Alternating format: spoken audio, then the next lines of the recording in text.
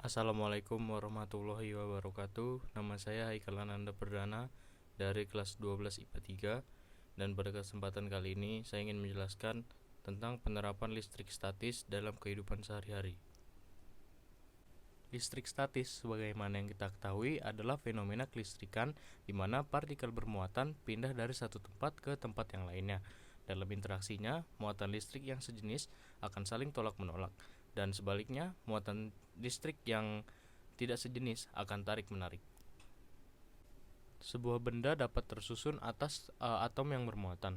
Nah, atom ini dapat kita kategorikan menjadi tiga, yaitu atom positif atau yang biasa kita kenal dengan sebutan proton, atom negatif atau elektron, dan atom netral atau neutron. Penerapan sistem listrik statis telah memberikan banyak keuntungan bagi umat manusia dalam kehidupan sehari-harinya. Dan marilah kita bahas beberapa penerapan listrik statis dalam kehidupan sehari-hari. Yang pertama ada penangkal petir. Penangkal petir adalah suatu rangkaian jalur yang memiliki fungsi untuk mengalirkan petir ke dalam permukaan tanah tanpa merusak barang-barang yang dilewatinya. Biasanya penangkal petir ini dipasang pada atap gedung atau rumah agar barang-barang yang ada di dalam tempat tersebut tidak rusak.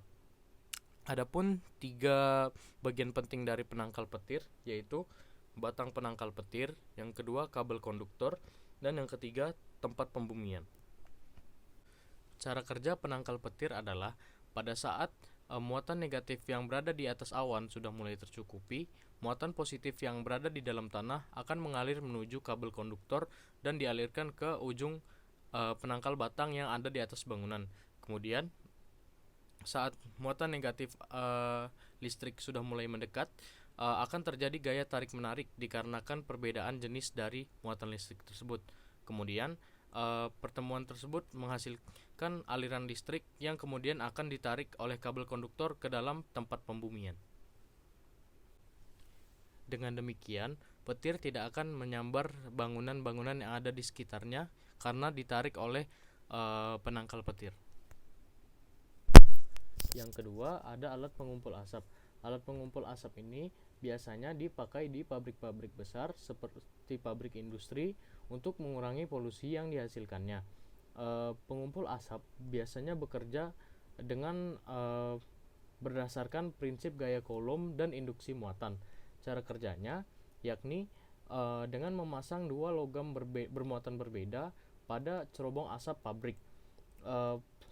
Kemudian partikel asap yang melewati cerobong tersebut akan terinduksi sehingga menghasilkan dua muatan berbeda dan akan saling tarik-menarik, sehingga partikel tersebut makin lama makin besar dan makin berat.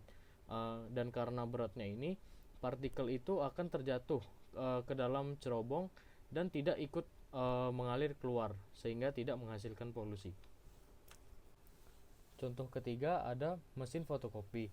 Mesin fotokopi biasanya menggunakan prinsip daya tarik-menarik antara dua muatan listrik yang berbeda. Adapun bagian utama pada mesin fotokopi yaitu plat foto konduktif. Plat foto ini diinduksi menggunakan kawat yang bermuatan negatif di sepanjang permukaannya, sehingga pada plat foto akan muncul induksi positif. Ketika kertas yang akan dikopi disinari, pantulan cahaya akan mengenai plat fotokonduktif yang telah mengandung induksi. Akibatnya, muncul muatan listrik persis pada kertas yang akan dikopi.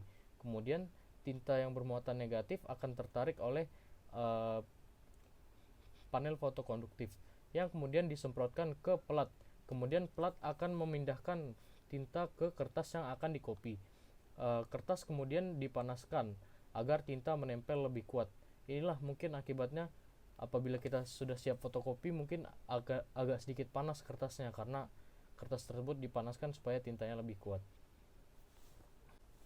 Jadi kesimpulannya mungkin penerapan listrik statis ini sudah memberikan banyak keuntungan ya bagi manusia, karena dari tiga contoh yang saya berikan saja itu hanya satu di antara banyak penerapan listrik statis yang dapat kita gunakan dalam kehidupan sehari-hari gitu. Jadi menurut saya penerapan listrik statis ini bagus dan sepertinya harus dimaksimalkan lagi penggunaannya. dalam kehidupan sehari-hari.